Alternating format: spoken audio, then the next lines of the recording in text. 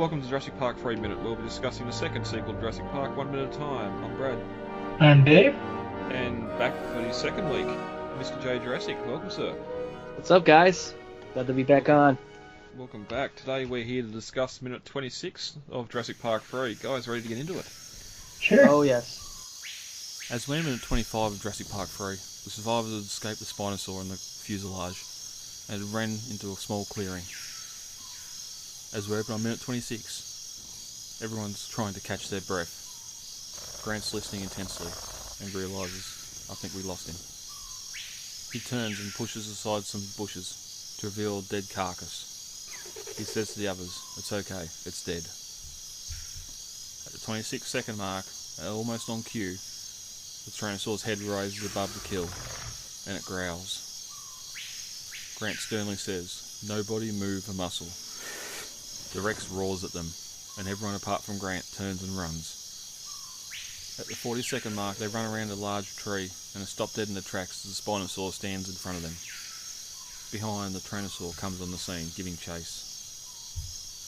At the 44-second mark, Grant turns to run but trips over a log, and the two beasts roar at each other and go head to head. The Tyrannosaur bites down on the Spinosaurus's neck, holding it tight, and as the minute ends, the Spinosaur turns, trying to avoid the grip, knocking over a tree off its tail, which narrowly misses the Kirby's as they flee.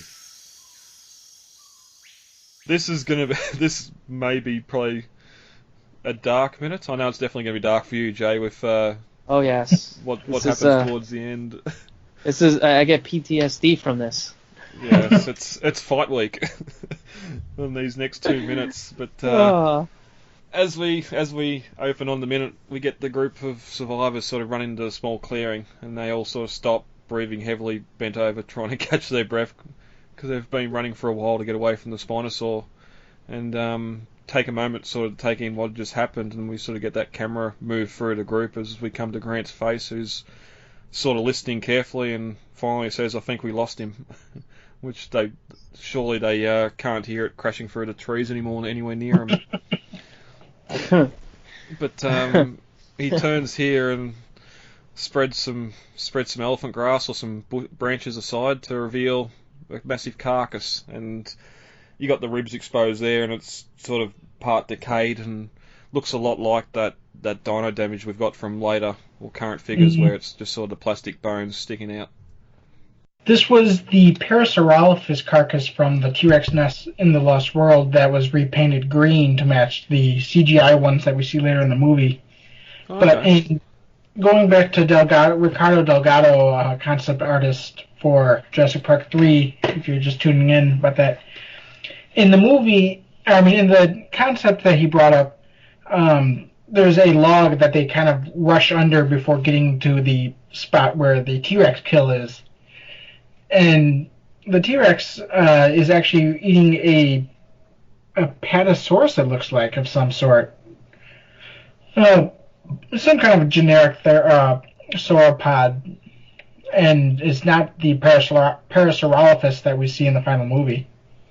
Interesting. Well, in both the script and the novel, it's actually described as a large sauropod, so that's probably where that comes from. But we only see the main body of the carcass. We don't see a head or anything here. So apart from them, you do see behind the scenes shots of it, of them repainting the carcass. Yep. So I wonder if that just hung around in the back of Stan Winston's shop for those few years between films for him to reuse it. Now here's me being the prankster. I would have stuffed rotten meat in between the bones and let the chaos evolve from there. Oh, yeah. Why does this fake carcass stink so much? Why are there flies everywhere?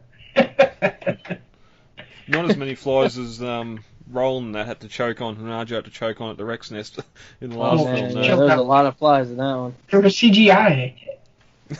It's funny because there's a funny story about that in the I think the Winston effect, it was either the making of or the Winston effect, where Pete Postlethwaite tells a story about how Spielberg tells him he has to swat in front of his face when he's doing the scene because they're gonna. And Postlewaite says, "Why would I do that? When I look silly?" And Spielberg says, "Because we're gonna add CGI flies in after the in post, and you'll look silly if you don't." Nice. Well, he's a great white hunter. I'm sure he's experienced a lot of that over in the African hunts and that. Just uncontrollable flies. You're just swatting them does nothing, so you just sort of learn to ignore them and keep your mouth closed.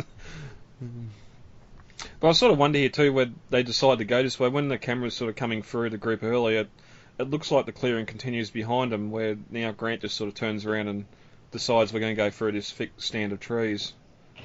It's funny that you mention that because I mean, when you look at the shot of them stopping and taking a breath, you can see like really sunny spot behind them because they filmed this actually outside. Yeah. Yeah, so sort of wonder why. And they obviously must be upwind of it if they can't smell the carcass, or maybe that's why he parted the trees because he can smell it. But there's nothing really dropped in the film here as to why he decided to go that way. And in the novel and script, it's completely different. So, but we'll get to that in a minute. There could have been even a drop line here from Amanda saying, "What's that smell?" or something, or you could hear the buzz of the flies. But Grant looks anyway, and he sort of looks at it and looks back to the oven and says, "Okay, it's dead," which is a great little line. Like they're all scared, thinking it's not a dinosaur, and it's no, it's okay, it's dead.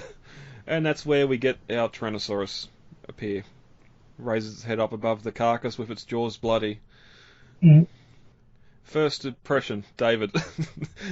I always thought that it was I always loved it. I would have preferred the animatronic in its prime, but I'll take this because what they did after it is they in order to fight with the Spinosaurus, they really let the animatronics go at it because they figured this was going to be the last Jurassic Park movie, and they were planning on selling everything off afterwards anyway. And so they kind of like tuned up the T-Rex animatronic, kind of set it to 11 so that it would be able to withstand the fight. Of course, if it doesn't, the head gets knocked off by the Spinosaurus animatronic. Oh god. But they also kind of touched up the paint, which is why it has a bit of a different paint job. But what I really wanted to mention here is that there's a behind-the-scenes video of them just testing out the animatronic, and you can see the Parasaurolophus carcass in that shot. And I just think it's the most coolest, beautiful thing ever. It's awesome. Well, that's... before I go into the next bit, you've sort of just given Jay more nightmares now. Not only has his favourite dinosaur died, but it gets beheaded as well. And the animatronic loses its head. I heard about the... In some of the behind-the-scenes photos, you can see the head there with just the flap of skin lying there.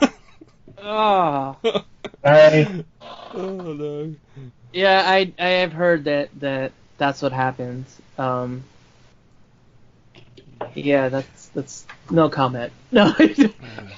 Well, we'll go into some praise. I just love that it's here showing a dinosaur doing something natural. There's not across the franchise. There's not a lot of just the dinosaurs doing what they do. It's whether they're just in some of the like your picturesque shots and that they're doing what they're doing, but for the most part they're either chasing someone or there's some other motive or thing they're doing. Where here it's just the Tyrannosaur, it's eating. it's had this kill, whether it's killed it itself or if it's come across, and that's that whole scavenger debate that we're not going to go into. But yeah, that's exactly one of the reasons they wanted him to show him eating dead dinosaurs, kind of to put that in people's heads about the scavenger. That's all Jack Horner. That's all Jack Horner. Yeah.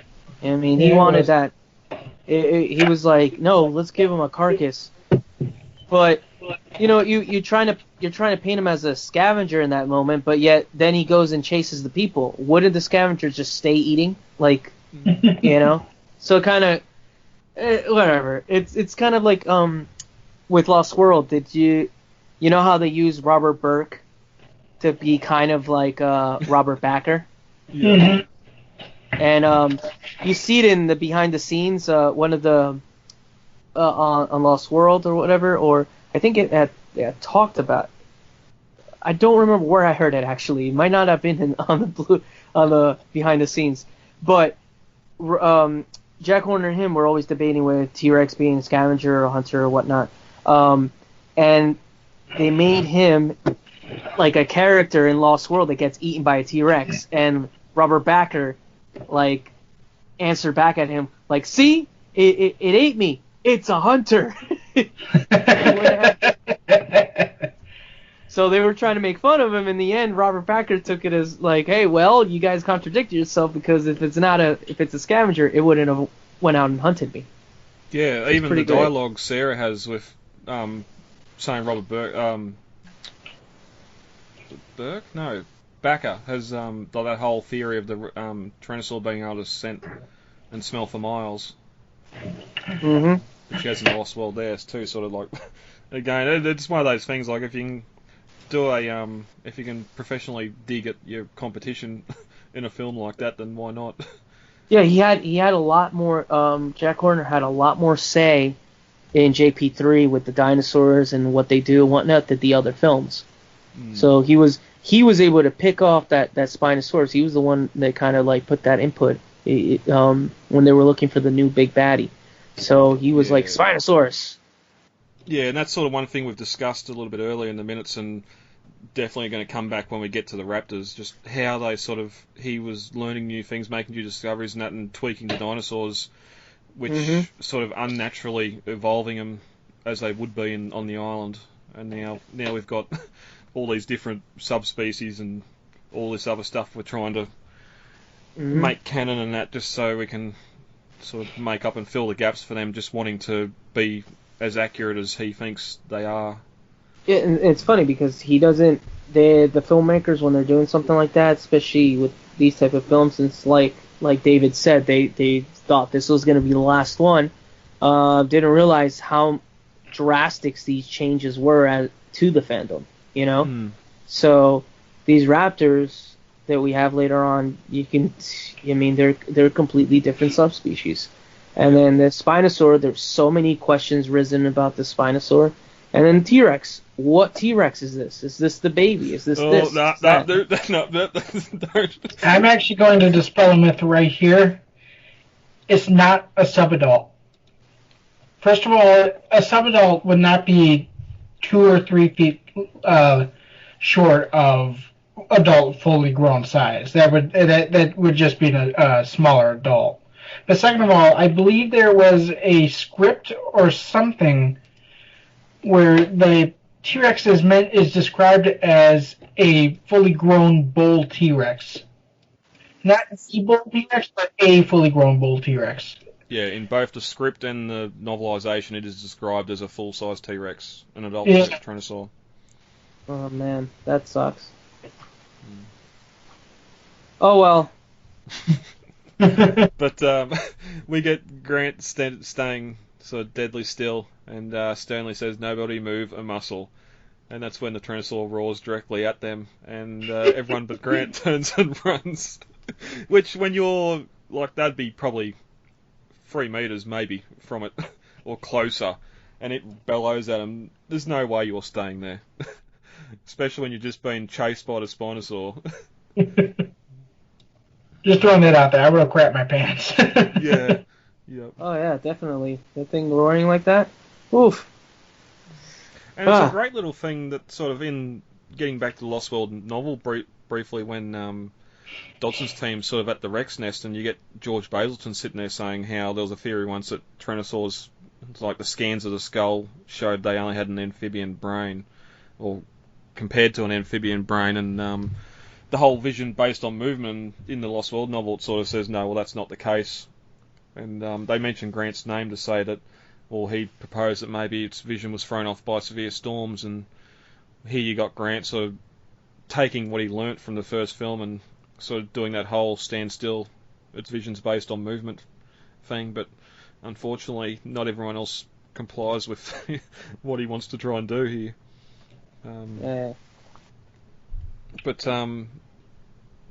sort of Grant realises, and he almost gives that oh shit face. It's just like, oh Yeah.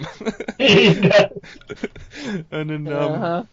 turns and runs and follows them, and we get the Tyrannosaur roar again and give chase. And mention it last minute, the CG here of it sort of coming through the foliage and giving chase doesn't look very good.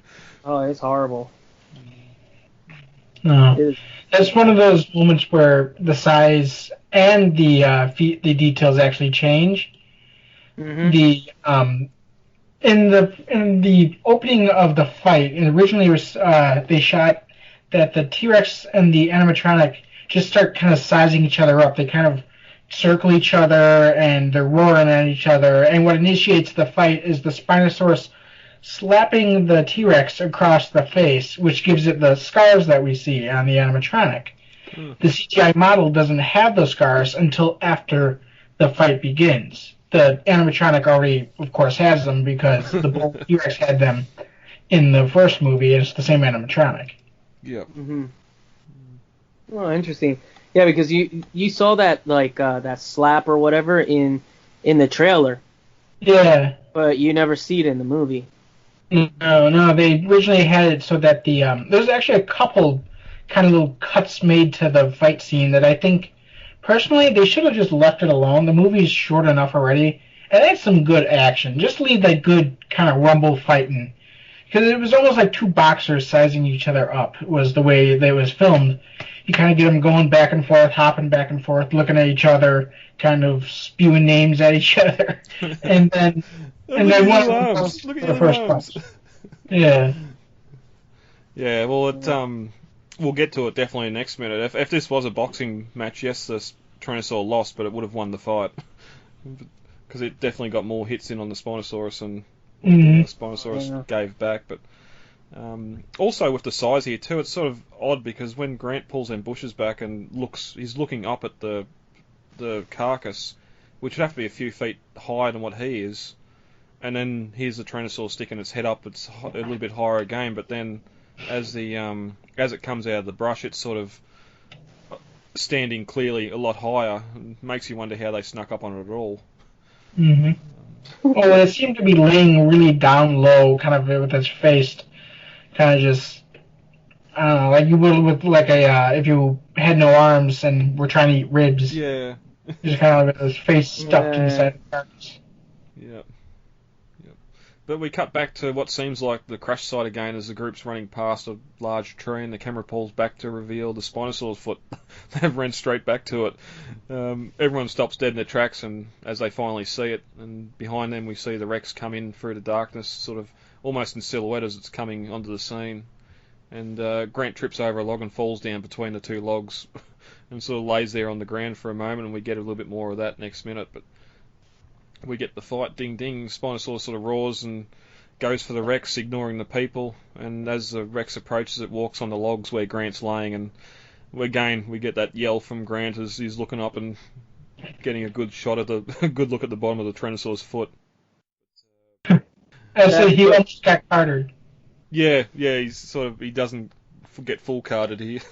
No, the foot CGI when he goes down, like the foot presses down on those logs. Oh man, I feel like the whole CGI model of the Rex in this scene was just not great.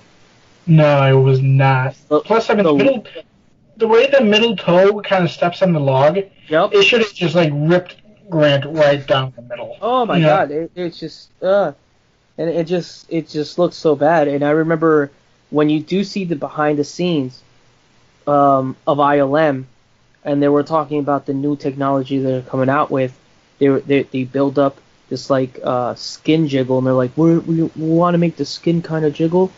I never saw it as looking real. I always saw it kind of like, no, it makes it look like the animal's just jello. And they perfected it now, but back then, it was not good. Well, not good at all. I still think at the time the good old-fashioned kind of just the net rigging that they put together and then skinned over that was superior. Yep, it was. Definitely was, because you see the difference in Lost World and Jurassic Park 3. on CGI. It's night and day with it, and like Jurassic Park 3 came out afterwards, so you would think that it evolved better, but I guess what they were evolving to wasn't at its point to use just yet, because now you see that they do that. They lay bones down, lay muscle, lay skin, and then we get what we've seen in like Fallen Kingdom, which a lot of those shots are beautiful with the dinosaurs. You know? Yeah, they are. You know, I mean, the CG in a lot of those shots is just incredible. Like some of the shots where you see Blue up close, it's just whoa. You think you're looking at an animatronic. Well, some of the shots were animatronic. Somewhere, not all of them. Sure. I then I mean some of the animatronic shots are really great too, like Blue on like being operated on, but then some of those dinosaur designs though I didn't like, and I felt were a little like the Stegosaur is the one that bothers me the most. Yeah. I like the Lost World, Jurassic Park, and Jurassic Park 3 Stegosaur. Yeah, I do too. Sorry, I'm completely going a different way. I'm trying to avoid this fight. It's still going to end. It doesn't matter how long you try and avoid it. I'm the kid avoiding the bully at 3 o'clock by the flagpole. I don't want to go. Yeah. Well, there's some praise here because the Rex gets the first point, gets a Spinosaur around the neck and pushes it to the ground and sort of runs its torso, runs the Spinosaur along the ground. And the Spinosaur manages to stand up here with its head still in the jaws and starts to spin around a bit, and its tail knocks over a large tree that almost falls on Paul and Amanda, which some would say should have fallen on them. We'll have a couple more casualties in this fight as well, but the Rex loses its grip on the Spinosaur's neck, and the two sort of pull back. And as the minute ends, the Spinosaur lunges for the Rex, but it pulls back, avoiding its jaws. So we'll get the conclusion of the fight in the next minute. Just looking at the script and novel briefly, Grant pulls back the trees to reveal sauropod, and Amanda sniffles a cry, which makes Grant say it's okay, it's dead, which we sort of mentioned the sauropod before. The Rex that emerges is described as a full-grown buck, which again we mentioned before. Everyone freezes for a long beat until Udesky turns and runs first. The Rex roars at them, then everyone else turns and runs.